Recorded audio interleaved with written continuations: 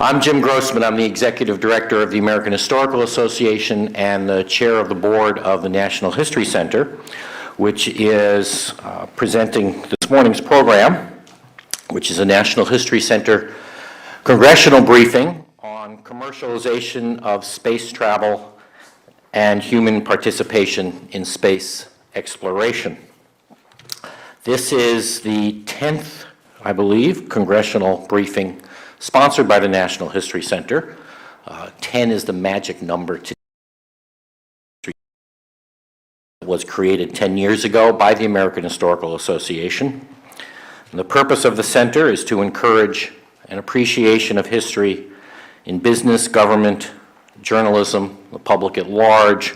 I think some of our materials mention academia, but if we need to promote the appreciation of history in academia, we should probably all go home. The center accomplishes this work by bringing together historians and those who work in especially public policy arena, but other aspects of public culture.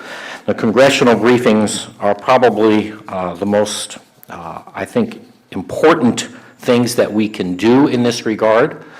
There are those of us who believe that an appreciation for history and understanding for history would significantly improve the quality and depth of policymaking and policy discourse in the United States. And that's not to criticize anybody at any particular, in any particular space on the spectrum of American politics.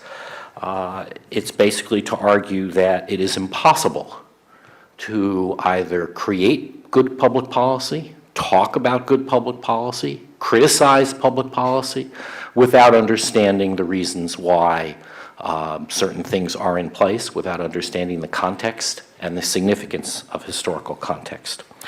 And in that vein, this morning, we're going to talk about NASA and space exploration.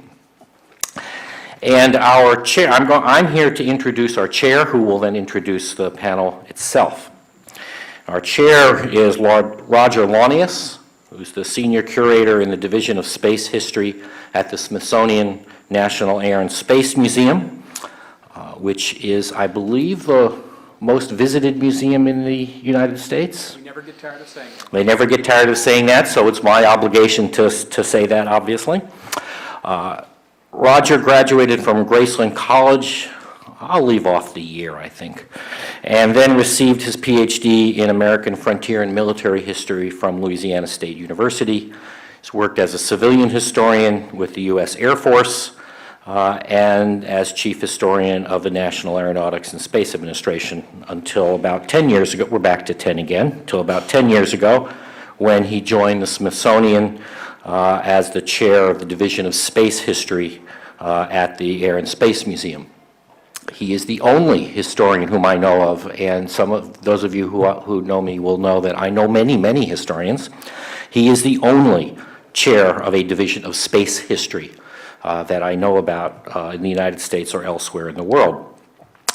He has written, co-written, or edited more than 20 books. I'm not going to list them, but some examples: Robots in Space, Technology, Evolution, and Interplanetary Travel; Space Stations, Base Camp to the Stars; Reconsidering Sputnik, 40 years since the Soviet satellite, so that gives you a sense of the kind of work that he does. But all of that work is actually relatively insignificant compared with his book published 10 years ago called Seasons in the Sun, The Story of Big League Baseball in Missouri. It's important for us to know what really matters and what doesn't. But for the morning, we are going to assume that the history of the commercialization of space travel and human participation in space is very important, because it is. There is no way that we can understand the changes that are right now being talked about in the American space program without understanding the past, how we got here, and the basis of these sorts of initiatives themselves. And I'm going to now turn this over to four people who actually know what they're talking about on this subject, which I don't. Thank you, Jim. I am Roger Launius. I'm at the National Air and Space Museum. I hope everybody has been to my museum. I take a fair amount of ownership of it, although I know it belongs to the American public. We have 3 speakers today, and my task is a very simple one. It's to introduce them, to keep time, and then to point to people who have questions.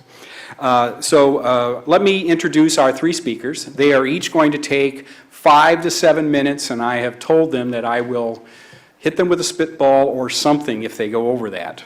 So help me keep time. And the first presenter is going to be Matt Hersch. Matt is at the University of Pennsylvania. He's a recent PhD. He's a lecturer in science, technology, and society there. He has a forthcoming book, a very fine book, called Inventing the American Astronaut, which looks at astronaut and the astronaut corps in the 1960s as a labor force, which indeed they were. Following Matt, Joe Tatarewicz, who is professor at University of Maryland, Baltimore County, is going to speak about space science. He is the author of a very fine book called Space Technology and Planetary Astronomy, and is well positioned to say something about the science, the history thereof, and what we might expect in the future. And then our final presenter today is Alex MacDonald, who is at NASA Ames Research, in which we might be able to pursue commercial activities in space effectively. Taking a historical perspective, he looks at earlier experiences and how those might translate into the space arena.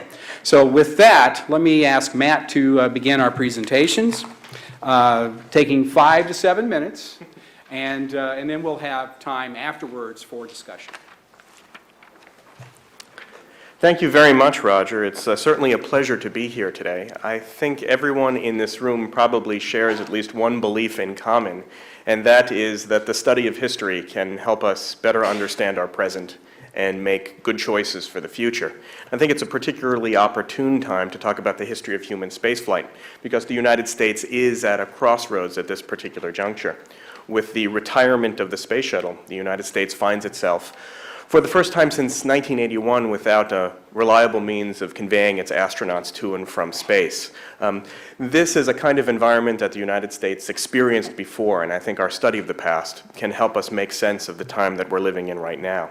I'd just like to bring out a few historical points that we might want to keep in mind as we consider this and other issues here today. And I think the first of these is that this kind of discussion is a very, very old one, because mythologies about human beings traveling into the heavens, literally, are part of just about every world culture, and they stretch back for thousands of years. And in all of these various legends and mythologies, travel into space is associated with the acquisition of tremendous amounts of knowledge and power to influence affairs on Earth.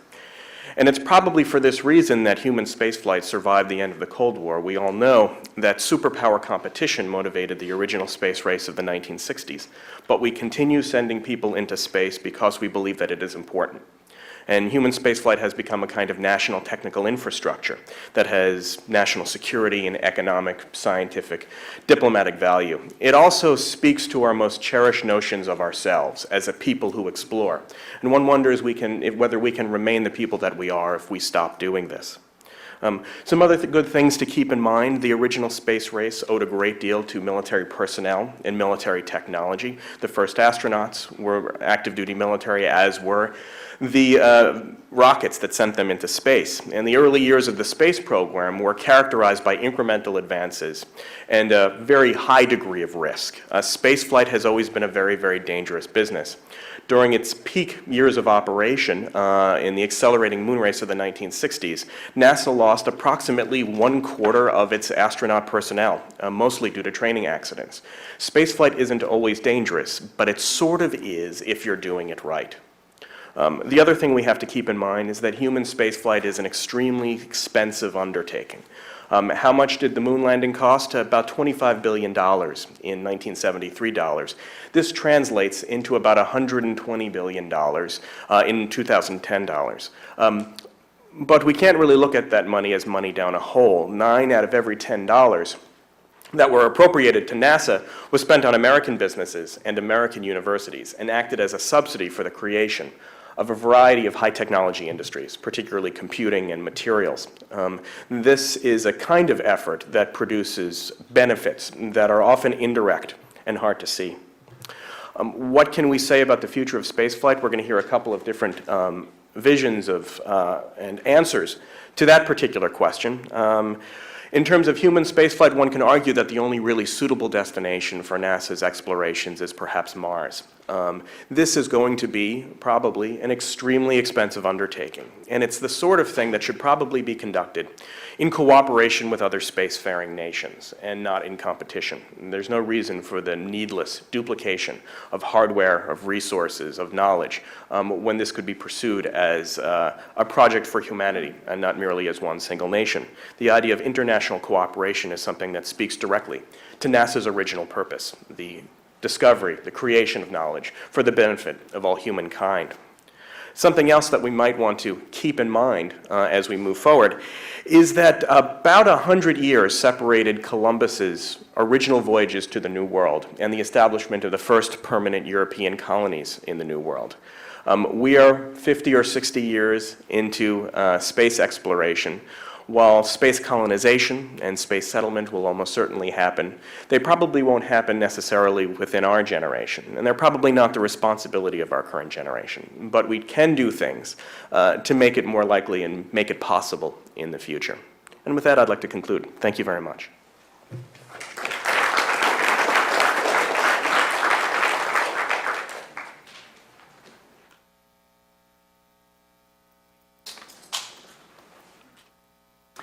Good morning. It's a privilege and a pleasure to be here. I'm Joe Tatarewicz, a post-Sputnik space enthusiast who turned to history and philosophy of science to understand what was happening, and I got to live my dream. Well, not the astronaut part, but the whole rest of my dream I got to live. I interned at the NASA History Office before the shuttle flew, worked a decade at the National Air and Space Museum as a curator, and I now teach history of science, technology, and policy at University of Maryland, Baltimore County. Most of my research and publications have been in the history and policy of space science, and I have a lot of interaction with our engineers and scientists who join our historians at UMBC in history and policy courses. We're in the midst of one of the most fractious and contested periods of space history and policy ever. The Cold War contest between the US and the Soviets for hearts and minds that undergirded our space choices for most of the past 50 years is gone, and spaceflight in the United States has never really settled into a secure relationship with any other broad national consensus since. Yet, past and current programs of all spacefaring nations have transformed nearly every scientific field and created new disciplines to boot. Contemporary science is infused with space, and its various research agendas presume access for the health of current and future programs. Persisting through these many missions and discoveries has been a vigorous and healthy community of community of space scientists and engineers at the top of their games and immersed in research that requires getting off this planet. At the beginning, this community didn't exist. NASA primarily had to create it and sustain it in the face of early skepticism in the 50s and 60s. That community is still here and vigorous, and actually had a planetary exploration car wash and bake sale at many institutions last weekend. Because there's a deep institutional memory of the older days. Because after Sputnik, few scientists were willing to embrace the risks of spaceflight for their own research. To capitalize on the first results of a small coterie of pioneers, they needed more sophisticated vehicles and instruments, more sophisticated theories to integrate the new data and suggest new observations, and they needed institutions to house and train new space scientists. In short, they needed an entire system of science that didn't yet exist, one oriented toward the new and severe technical requirements of doing science in space, yet immersed in the existing scientific disciplines and their lifebloods of scientific societies, journals, university departments, courses, degrees, and textbooks. That's a vast creation of social engineering, just as complicated as the technical engineering that enables space science, and it's often overlooked. While the early leaders were excited about new opportunities for space research, they worried about sending their students into a field where the data that would sustain their careers and the science itself was unobtainable without at least transportation, and often most of the overall expense subsidized by the government. These leaders foresaw a worst-case scenario in which scientists found their priorities and directions suddenly distorted by non-scientific motivations, and then were suddenly left high and dry when politics and policy shifted. NASA, eager to get on with the scientific and other missions, devoted considerable resources to the care and feeding of this new population of scientists and their institutions from the beginning.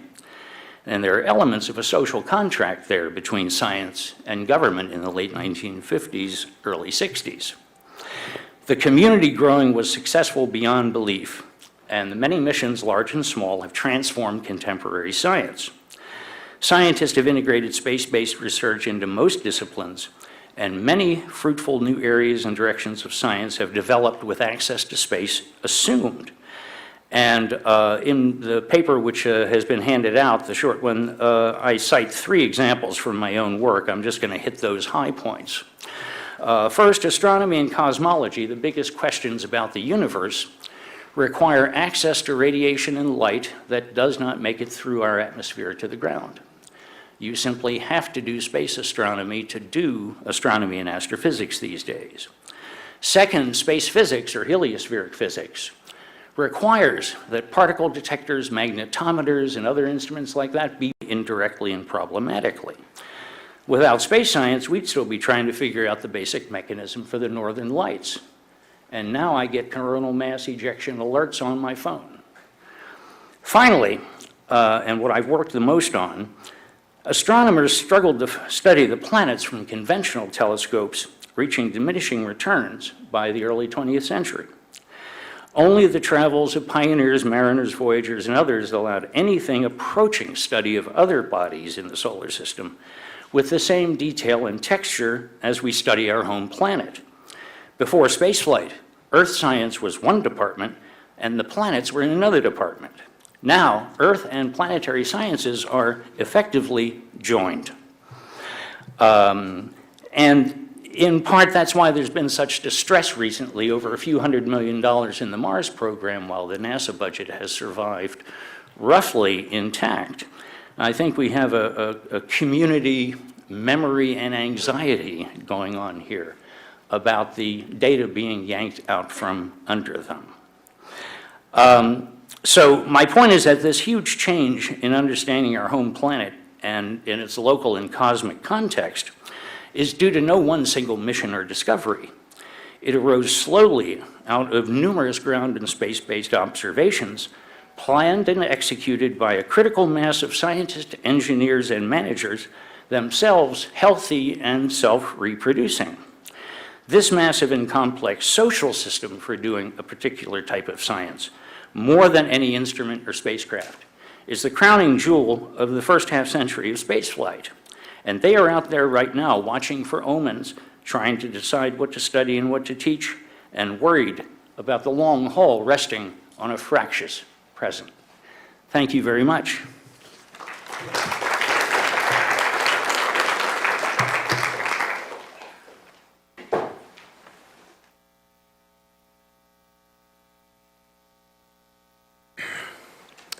Well, thank you. It's a pleasure to be here. Let me start by saying that I was invited today to speak in my capacity as an academic economic historian and not in my capacity as a NASA official. And since my comments today derive from my academic research, nothing I say should be construed as representing the views of the administration or of NASA. Thank you.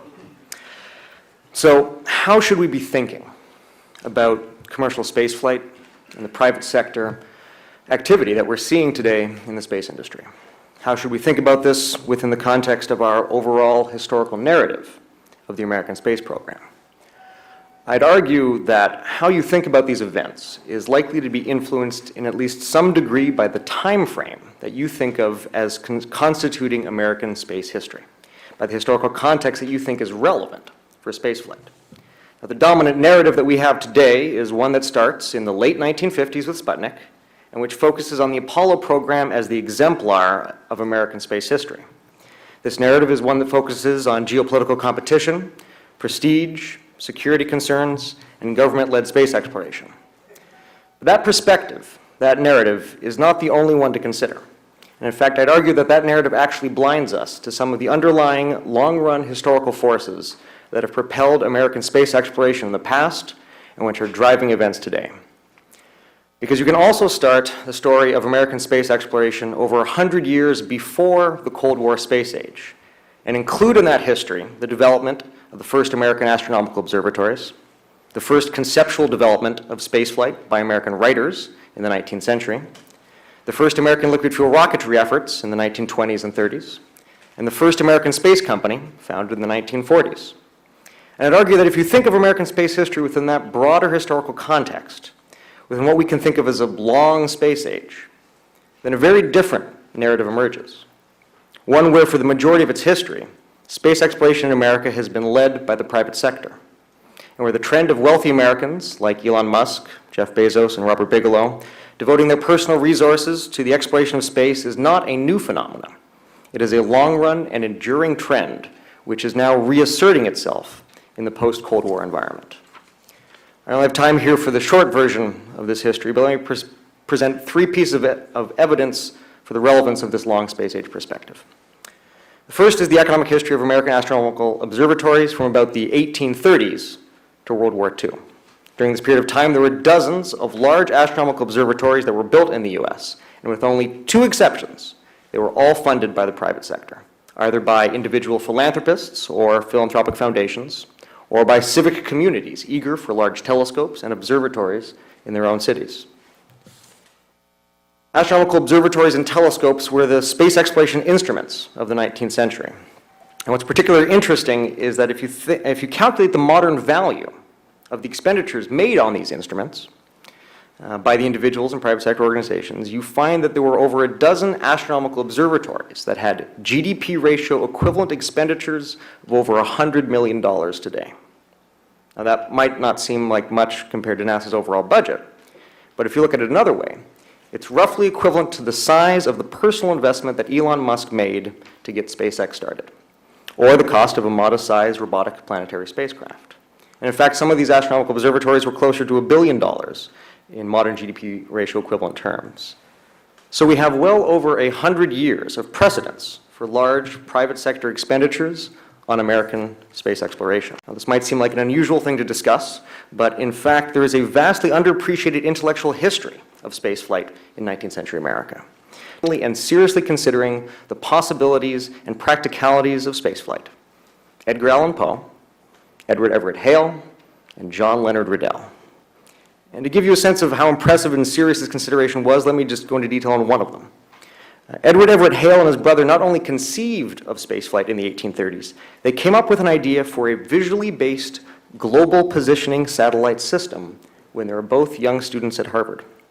When Hale, who later became a prolific and influential writer as well as the chaplain for the US Senate, wrote a fictionalized account of the project, he imagined it would be entirely privately financed through public subscription, just like many of the astronomical observatories at the time. And he also estimated that the cost of this GPS-like system at about $370 million in current GDP ratio equivalent terms, which, all things considered, is not a bad estimate for a GPS system in the mid-19th century. There are a number of these types of fascinating spaceflight thought experiments that Americans engaged in the 19th century. There was even one book in 1894, which to my knowledge contained the first articulation of a public-private partnership for spaceflight in the country. And what's particularly interesting is at the time, the novelty was the public part of that partnership, since almost without exception, all the previous American conceptualizations of spaceflight had imagined the private sector developing spaceflight without any government assistance at all. So again, in the longer historical context, the private sector's role of American space exploration looks very different if one thinks of space history as starting in the 19th century than starting in the 1950s or 1960s. Okay, the third and final piece of evidence is the history of Robert Goddard and the early development of liquid fuel rocketry. Goddard's name and story is fairly well known. It's also fairly well known that his principal funder was the Guggenheim family, with the support of Charles Lindbergh. The magnitude of that support is less well appreciated. Again, in modern GDP ratio equivalent terms, that private support was equivalent to tens of millions of dollars. And indeed, America would not see a comparable level of private investment in space launch technologies until the private space launch companies of the 1980s. And Goddard wasn't the only private sector actor in spaceflight prior to World War II. Reaction Motors Incorporated, founded in the early 1940s, was probably the first American space company, founded with the explicit objective of developing spaceflight technologies. It was founded by members of the American Rocket Society, and it even received what today we would call venture capital financing from none other than Laurent Rockefeller. So I think that's about my time. But I hope that the evidence I've presented has convinced at least some of you that what we're seeing today in terms of the development of American commercial spaceflight has long roots in this country, arguably centuries long, and that in shifting our historical perspective from one focused primarily on the Cold War space race to a broader, long-run view of American space history, we can see the present in a new light and perhaps even glimpse something of the future. Thank you.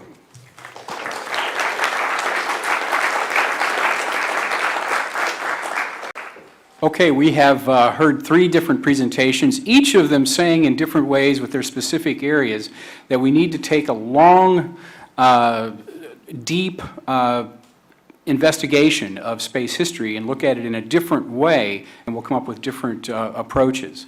I would like to now offer the opportunity for anybody in the audience to offer questions or comments on any of this. But before I go there, I would like to just let the panelists, is there any rejoinder from any of you that you would wish to add at this point in time?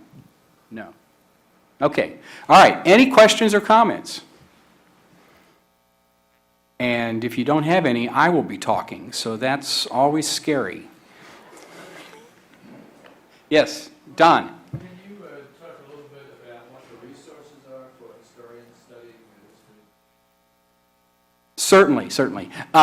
The question was about the resources for historians who want to research into the history of spaceflight.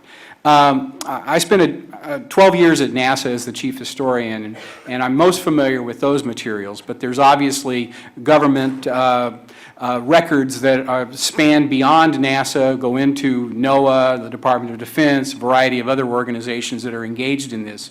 Each of those organizations maintain some semblance of a history program, some more aggressive than others, and each of them retire materials, records, and undertake oral histories that mostly end up at the National Archives. Those are very important resources for anybody who wishes to undertake investigation relative to this. Beyond that, there is sponsorship from these various organizations for historical studies, and this happens in some cases in a very formalized manner, in some cases in a less formal manner.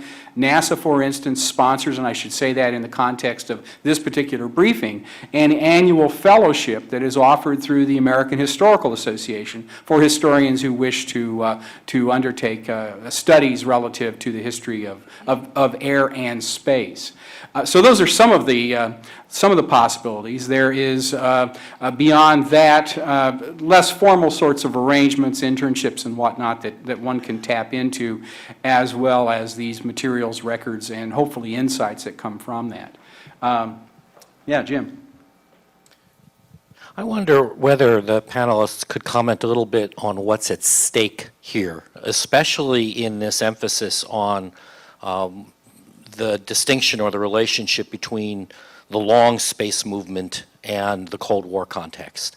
And in part, this is interesting because you see the same thing with civil rights history, the distinction between the emphasis on the Cold War context for public policy relating to civil rights in the 50s, and then historians talking about the long civil rights movement. And I mean, ever since the quote end of the Cold War, we've seen the ways in which the Cold War put its stamp on or skewed, depending on how you want to look at it, various aspects of American public policy.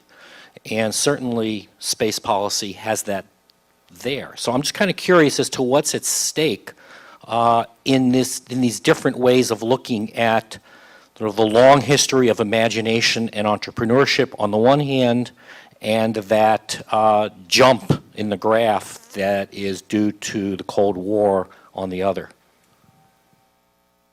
Who wants to? Okay. Sure. I suppose I'll start off. Let's see, can everyone hear me? Thank you, I think that's a very good point.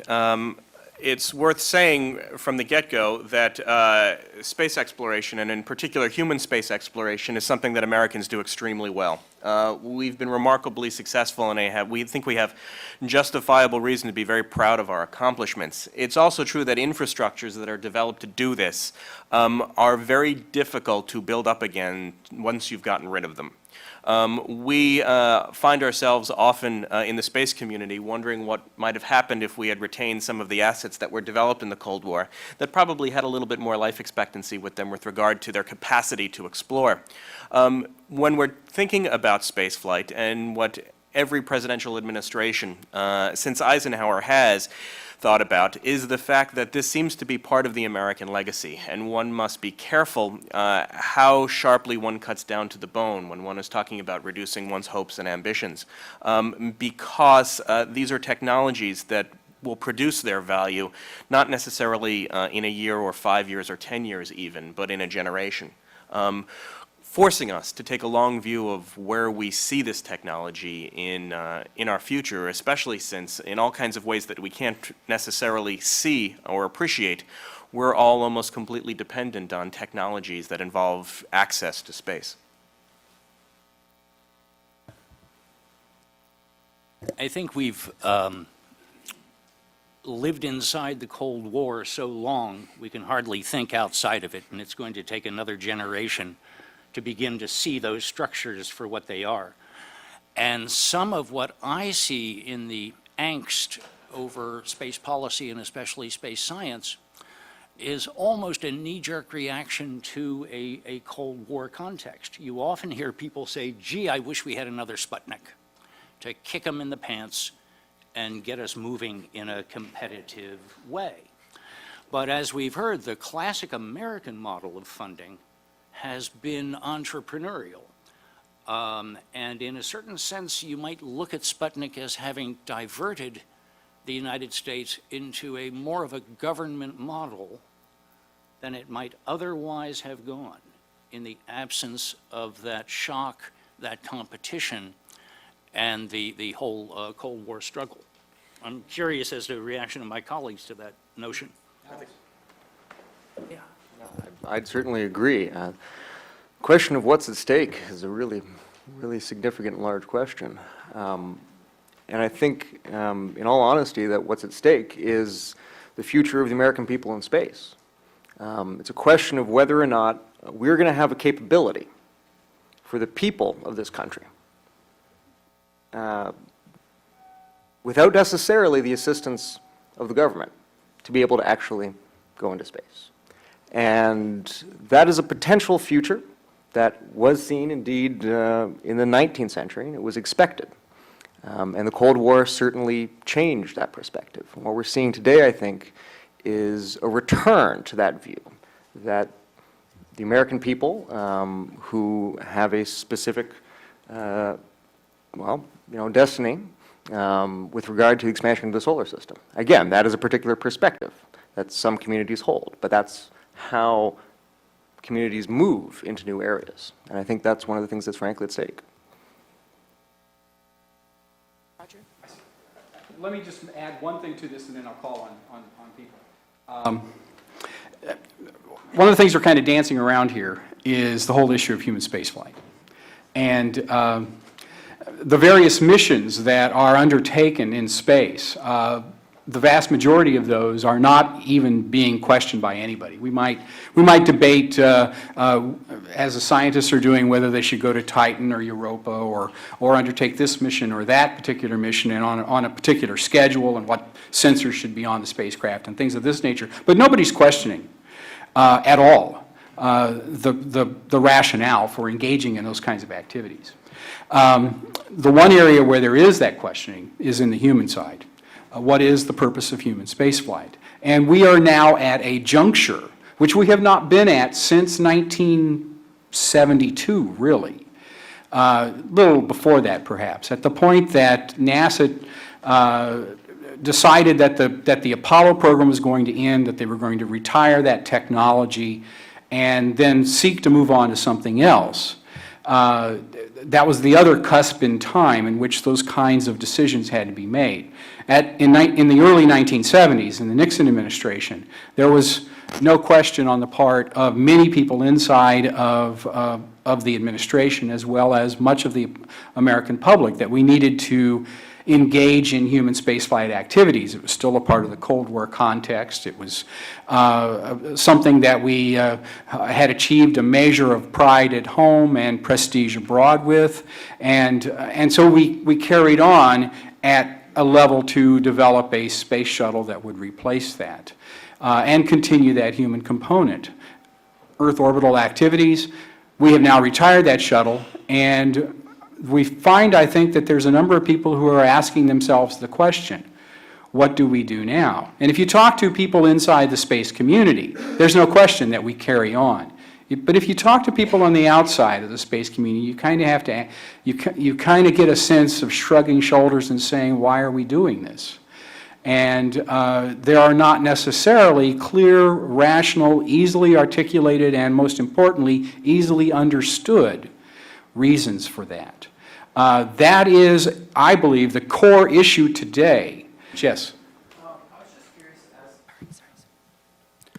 as historians, how do you guys respond to the argument that initially the American colonies were established by private organizations and had to be taken over by the Crown to gain the stability needed to later be privatized later on, because it alone had all the deep pockets necessary to establish long colonies? If we are trying to have long sustainable space exploration, wouldn't we need the deep pockets of the United States government or organizations like that to create the infrastructure necessary for long-term space, for a long-term space future?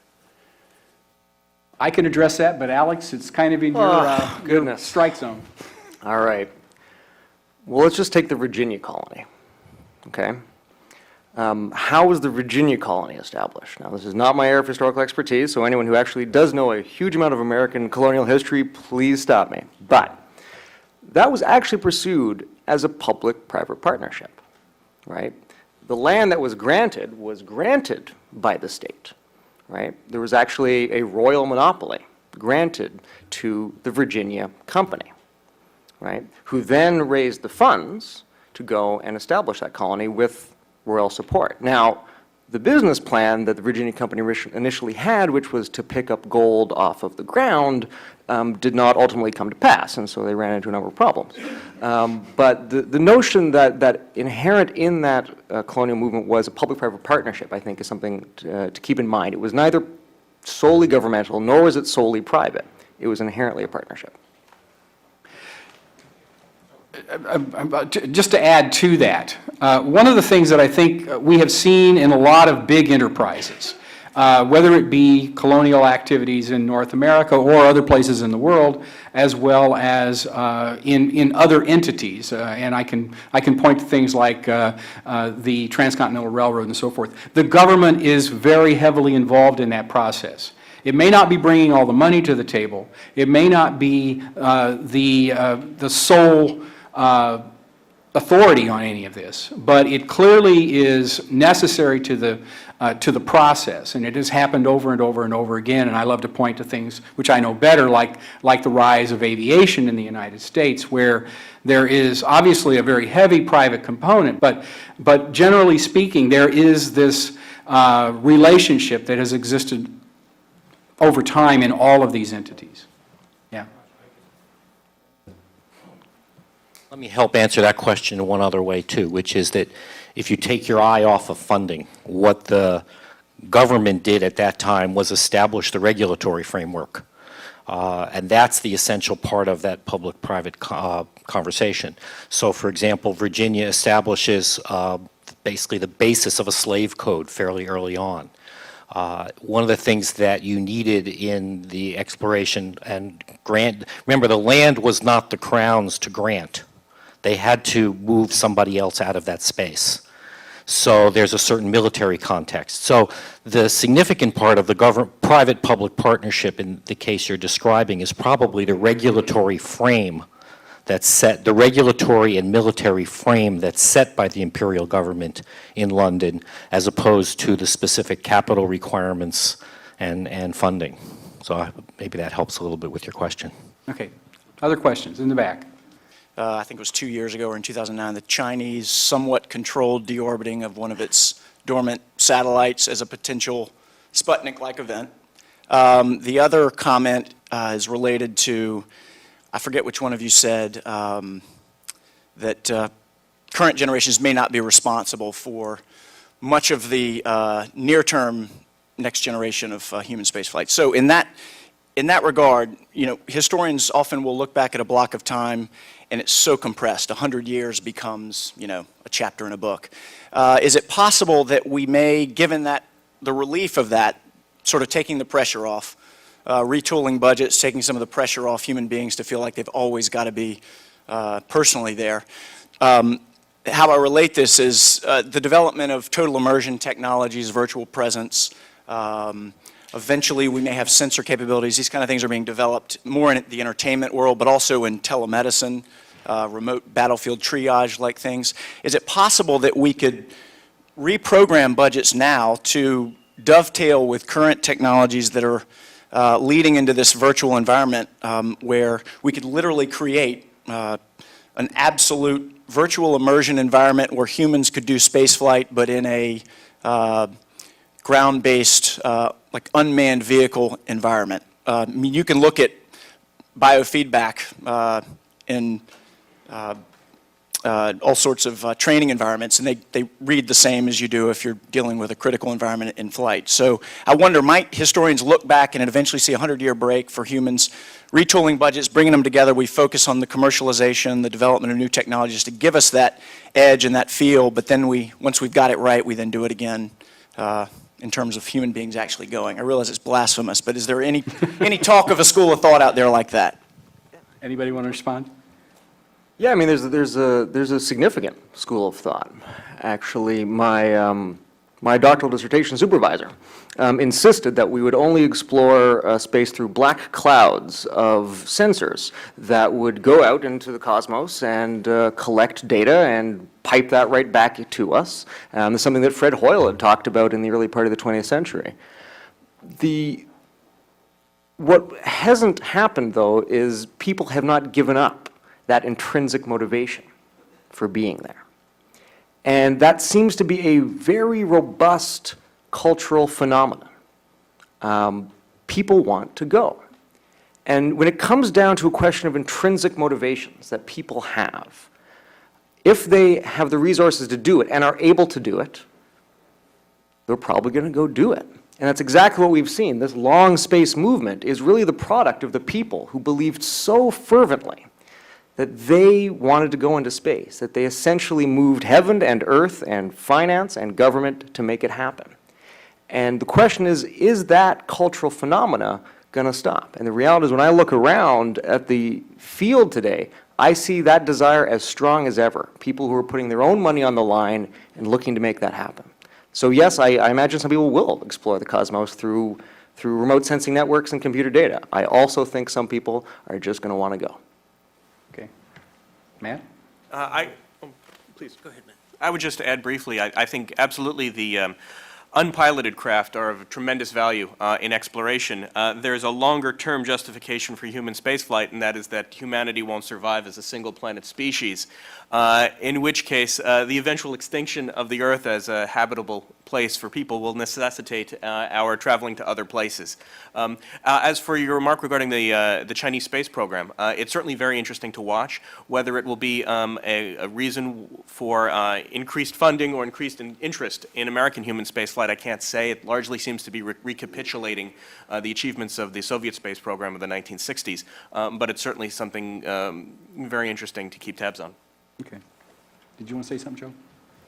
Yes, very, very quickly. The first images I've ever seen of how people would do astronomy in space from the turn of the 20th century showed a telescope sticking out of a spacecraft and an astronomer looking through it with a clipboard and a pencil.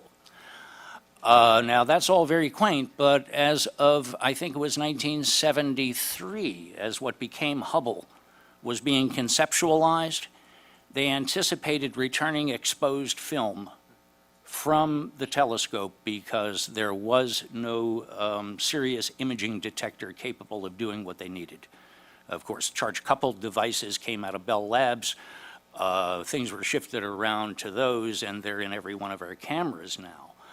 But still, people would say that for the romanticism, for the public engagement and participation, nothing beats a human being who's at risk doing this. And I don't know how to assess that. Okay. Other questions? Let's go over here. Okay, yeah.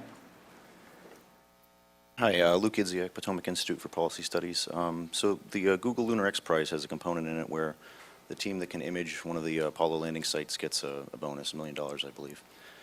This is, in line with the Lindbergh contest for spurring exploration and private development.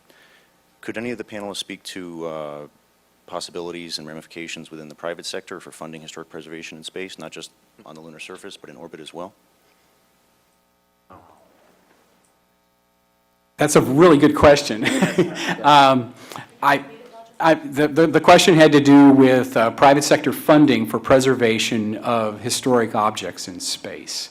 There has been a fair amount of concern registered among the preservationists, and I am among them, about as one of the Google Lunar X Prize landers is successful, and one will be at some point, and will undoubtedly want to try to achieve the additional prize money associated with imaging human sites on the moon, that they might disturb those sites. And that is a major concern, and nobody in the preservation world wants to see that happen. We would like to keep them as pristine as possible. There are good scientific reasons as well as technological reasons for also not to disturb them in that arena. So there's efforts to try to deal with that on the moon at a very kind of rules of the road, not informal manner. It's not one where there are laws in place or there are any sort of regulatory things that have been enacted, at least not as yet. But that is an effort that we're trying to deal with. And then there's a broader piece, which is, could there be private funding of these sorts of things? And presumably, I guess there could be. The question is how one would organize such an effort and what that would mean. I have no clue as to whether or not it's even doable. Anybody else want to say something? You're responsible for the Viking landers on Mars. Your institution, as I recall, the title was actually transferred. Yes. And I remember in the 80s, discussions with the National Park Service over whether NASM or the National Park Service should be the official agency for off-this-planet historic preservation. There was a report just about 10 days ago which recommends how far to stay away from various elements of various historic sites. So it's being worked on and it's being seriously considered. I think we should take a look at how well we safeguard our own material legacy here on this planet for cautionary tales about how to do it off the planet. Right. And I should add, I've already volunteered to be the first curator on the moon. I will be glad to put up the ropes and stanchions around Tranquility Base for all the tourists who are going to come visit. I'm being flippant here, but it is an issue of great concern. One of the things that we do not want to have happen, as has happened, say, in Antarctica, where Scott's hut was pilfered, and a variety of things like that might happen as there is more capability to reach these sites on the moon in the future. And we want to try to set up an environment whereby as much is preserved as possible.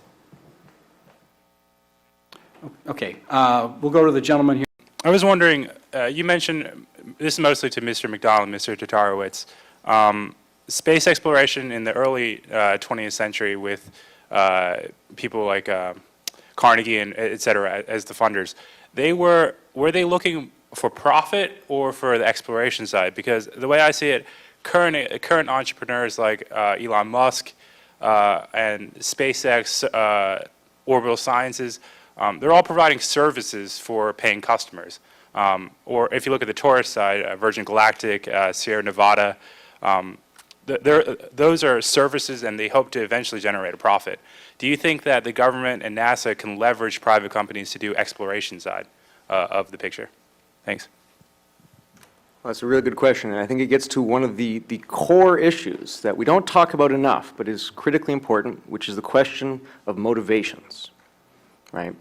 And people like Andrew Carnegie and the funders of large observatories in the 19th century, Lick being one of the most interesting examples, actually. Lick was the richest man in California in the 1870s, and he left 17.5% of his entire estate to a single project, which is now the Lick Observatory above San Jose. And his motivations were twofold. His motivation was to have a legacy. He wanted to have a monument to his life on Earth, and he's buried underneath the observatory, one of the unique facts about that particular location. The other motivation was that he had this great quote that was from a friend that said that, at some point it's going to be as common for interorbital travel as it is to walk down Market Street in San Francisco. And this was a view that he had in the 1870s. And so he thought that this was one way to contribute to that future. Well, okay. Fast forward to today, where you have people like Elon Musk, Robert Bigelow, who are investing hundreds of millions of dollars in these projects. Now, these people have made money elsewhere. And a lot of people will tell you, it's an old joke, but I'll tell it again if you haven't heard it. The easiest way to become a millionaire in the space industry is to start being a billionaire, right? The point being that there are a lot easier ways to make money than working in the space industry, as many startup companies have found out, which are no longer here. And if you listen to Elon Musk, if you listen to what he says is something that's really actually kind of outside of the norm of the usual corporate culture.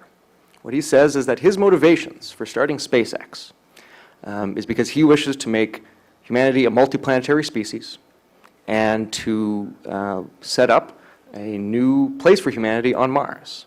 Now, for me, that is an intrinsic personal motivation. And if you know the history of how Elon got into funding SpaceX, he actually first went to Russia to try and buy a launch vehicle so he could launch a greenhouse to Mars as a statement of the potential. And he just simply found that working with the Russians, the price for the launch vehicle changed depending how much vodka happened. This was not a professional place to do commercial business. And he said that has to change if we're going to move to Mars. So he started SpaceX. So you tell me, is that a for-profit motivation, or are other things driving him? And he is trying to make a profit because that allows him to have a sustainable business and to achieve his intrinsic motivations. So now the question is about what types of strategies and tactics are relevant for achieving particular intrinsic motivations. And that's something that's going to take a long time for anyone to think through.